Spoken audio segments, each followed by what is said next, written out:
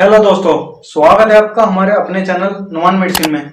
तो दोस्तों, आज का जो टॉपिक है हमारा कोई मेडिसिन के रिगार्डिंग नहीं है। आज का जो टॉपिक है वो है डीएचए से रिलेटेड। डीएचए जो दुबई हेल्थ अथॉरिटी का जो एग्जाम होता है वो क्या होता है, कौन इसको दे सकता है, सब कुछ इसके बारे में हम आपको दिखाएंगे। और जो डीएचए एक्सपर्ट है इम्तियाज शेख भाई, उनको हमने बुलाया है अपने इसी चैनल पे। आप लोगों की काफी रिक्वेस्ट आ रही थी, काफी कमेंट आ रहे थे कि आप डीएचए के बारे में कोई वीडियो बनाएं। तो हमारे एक दोस्त थे इम्तियाज शेख, जो कि दुबई में ही जॉब करते हैं, दुबई में ही रहते हैं। उन्होंने भी डीएचए क्वालिफाई किया है। वो अपने बारे में बताएंगे और आपको बताएंगे कि क्या डीएचए होता है, क्या इसकी सैलरी, सब कुछ बताएंगे वो। तो सबसे पहले मैं इम्तियाज भाई आपको बोलना चाहूंगा कि आपने हमारे लिए टाइम निकाला, हमारे व्यूवर्स के लिए टाइम निकाला। थैंक यू सो मच, आप हमारे चैनल पर आए।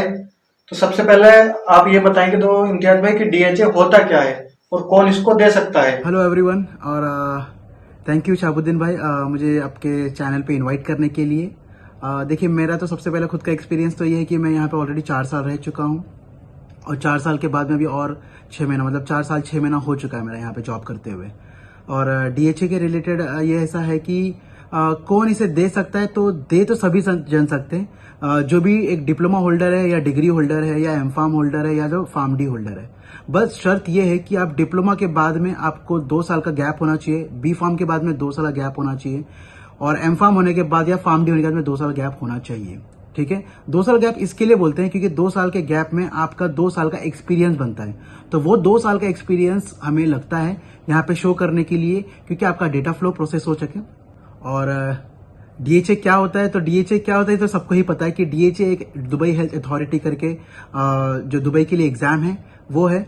और इसमें और भी 2 है, जैसे कि हाद या फिर डीओएच जो अबू धाबी के लिए लगता है, और लगता है एमओएच जो बाकी अदर 5 स्टेट्स के लिए लगता है। अच्छा, अब आप ये बताएं कि इसमें डीएचए निकालने के बाद में सैलरी कितनी मिलती है उसको, अगर वो दुबई जाता है जॉब करने के लिए तो उसको कितनी सैलरी मिलती है? तो सैलरी ये एक ऐसा टॉपिक है जो बहुत लोग सुनना चाहते हैं, बहुत लोग जानना चाहते हैं कि क्या सैलरी मिलती है।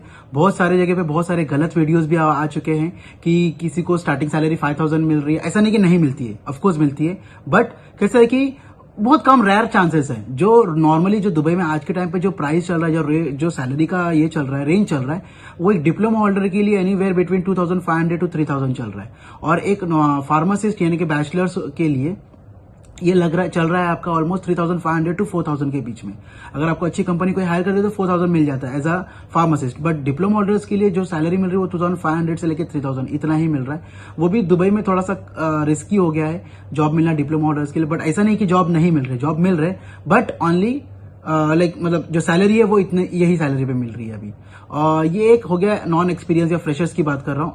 अगर आप एक एक्सपीरियंस बंदे हैं, ठीक है, तो आपकी सैलरी ऑलमोस्ट जो, क्योंकि कैसा हो कि आपको एक बार एक्सपीरियंस आ गया, समझो आपकी सैलरी अगर 3500 भी थी, अगर 2 साल में आपकी अगर 500 से 700 दिरहम भी आपका सैलरी बढ़ता है तो ऑलमोस्ट आपकी 4200 तक की सैलरी पहुंच जाती है। तो जैसे आपका 2 साल कंप्लीट होता है उसके बाद में आपकी सैलरी आप एक्सपेक्ट करके चल सकते हैं एनीवेयर बिटवीन 5000 टू 5500 आपको मिल सकता है एक 2 साल के एक्सपीरियंस के बाद में। और 2 साल अगर आपने निकाल लिया तो उसके बाद फिर आपकी सैलरी ऑलमोस्ट 6000 6500 के आसपास आ जाए, मतलब ऑलमोस्ट 4 साल लगता है आपको एक अच्छा स्टेबल सैलरी पाने के लिए।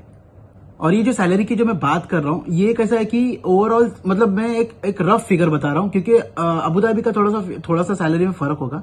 मैं अभी जो आपको बताया वो दुबई का बताया, ठीक है। और फिर शारजा या फिर बाकी जो 5 स्टेट्स है वहां की सैलरी थोड़ी सी और कम हो सकती है। क्यों? क्योंकि वहां पे जो कॉस्ट ऑफ लिविंग है थोड़ा कम है एज कम्पेयर टू दुबई, ठीक है। तो इसके लिए वहां पे थोड़ी सैलरी आपको कम भी मिल सकती है, बट उससे आपको नाराज नहीं होना है या फिर ये नहीं होना है, क्योंकि उसमें ये रहता है कि आपकी अगर सैलरी भले से कम हो मगर आपकी कॉस्ट ऑफ लिविंग जब गिर जाती है, क्योंकि आपका रेंट गिर जाता है, आपका खाने पीने का खर्चा कम हो जाता है, तो उसमें आपका ही बेनिफिट होता है। एक्चुअली मुझे अगर चांस मिले तो मैं भी एमओएच में जॉब कर लूं, बट कैसा है कि फिलहाल में जो मुझे जॉब मिला है वो है दुबई में, तो इसलिए मुझे अभी एमओएच में कुछ करने की जरूरत नहीं पड़ी। अब आप बताएं कि इंटरव्यू में क्या क्या पूछते हैं। अगर मान लो वो डीएचए निकालने के बाद यहाँ से जाता है जॉब ढूंढने के लिए, तो वहां पर जब उसका इंटरव्यू होता है तो इंटरव्यू में क्या क्या पूछते हैं? देखिए, इंटरव्यू रिलेटेड तो ऐसे है कि आप अगर एक फ्रेशर हो तो आपको ज्यादा स्ट्रेस होने की जरूरत नहीं है कि क्या पूछने वाले हो, ठीक है। क्योंकि सबसे पहला क्वेश्चन ये है कि tell me something about yourself. आपको सबसे अच्छा वही प्रिपेयर करना है। बहुत सारे लोग मुझे बहुत सारे लोगों का सवाल ये भी आया है कि मतलब इंग्लिश कितना अच्छा आना जरूरी है। देखिए, इंग्लिश आपको उतना ही अच्छा आना जरूरी है जितना में आप एक्सप्लेन कर सके अपने आप को, ठीक है। तो अगर आप खुद की सीवी 2 से 4 बार आप जब पढ़ाई कर लेंगे, खुद से पढ़ेंगे और अच्छे से पढ़ेंगे, तो मेरे ख्याल से आपको ज्यादा इंग्लिश याद करने की जरूरत नहीं है, ठीक है। बहुत सारे लोगों की इंग्लिश बहुत ज्यादा खराब है, तो आप क्या करें कि सबसे बेस्ट चीज यही है कि आप जो भी बोलने, देखो सबसे पहले तो सबको पता है कि आपको यही पूछेंगे कि tell me something about yourself. तो आपको आपके समथिंग अबाउट योरसेल्फ में क्या बोलना है, आपको अपने आप को डिस्क्राइब करना है। आपका नाम क्या है, आपका जॉब प्रोफाइल क्या था इंडिया में, आपने कितने साल कहां पे काम किया है, ये आपको एक्सप्लेन करना पड़ेगा। सो मैं आपको एक छोटा सा एग्जांपल देता हूं, जैसे कि my name is Imtiyaz and I have been working in India for last 2 years in for example health Med Plus pharmacy as a pharmacist, and over there my job profile was to order the products, to check the expiry, to counsel the patient, to tell them how to take the medications, to tell them which medications should be taken at what time, ठीक है। तो ये सब आपको explain करना है। तो आप इतना भी अगर एक्सप्लेन कर दिए तो आपका हो जाता है, ऐसा है। क्योंकि सेकंड क्वेश्चन क्या आता है कि वो आपके एक्सपीरियंस के रिलेटेड फिर पूछते हैं कि आपके एक्सपीरियंस क्या है, आपने क्या किया है। तो आप जब एक्सपीरियंस अपना जब शेयर करना स्टार्ट करते हैं, देखिए आपको कुछ ज्यादा बड़ा नहीं एक्सप्लेन करना है, आपको वही एक्सप्लेन करना है जो आपने बैक इन इंडिया किया हुआ है। आप अगर एक्सपीरियंस बनते हैं तो उसके लिए थोड़ा सा अलग इंटरव्यू होता है, बट आप एक्सपीरियंस बनते नहीं हो फॉर दुबई, तो उनको ही पता है कि मुझे इसको क्वेश्चन किस तरह से पूछना है। तो एकदम नॉर्मल क्वेश्चन पूछते हैं, आप एकदम रिलैक्स रहिए। आपको इंग्लिश मतलब ऐसा नहीं कि फटफट आना चाहिए,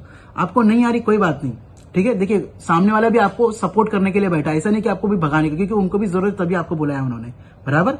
तो ये बात आप समझिए कि उनको भी जरूरत है जितनी आपको जरूरत है। तो अगर आप अपना परफॉर्मेंस सही देंगे वहां पे, ऑटोमेटिकली वो सही, वहां पे रिजल्ट भी आपका सही आ जाएगा। और आप परफॉर्मेंस सही कैसे निकलेगा कि आपको जो भी लिखा गया है, जो आपको पूछा गया है, आप उसका जवाब सिर्फ वही देना है जो आपको याद है, जो आपको पता है, जो आपने किया है बैक इन इंडिया। बस आपको वही इंग्लिश में आपको पेपर में लिख लेना है। आप पेपर में लिख लीजिए उस चीज को, इंडिया में रहिए या कहीं पे भी रहिए, और उसी चीज को प्रिपेयर करते रहिए। एक और बात मैं आपको बोलना चाहता हूं कि अगर आपका इंटरव्यू अगर समझो गलत भी जाता है यहाँ पे, ठीक है, तो आपके लिए बेनिफिट ये है कि आपको ये समझ में आया कि मैंने यहाँ पे गलती किया है, और उस गलती को सुधारने के लिए आप वापस से उसे प्रिपेयर करें और वापस से उस चीज को लिखें कि भाई मेरे से ये गलती हुई थी, मुझे ये करना है, मैंने ये गलती ये की थी, मुझे ये लिखना है।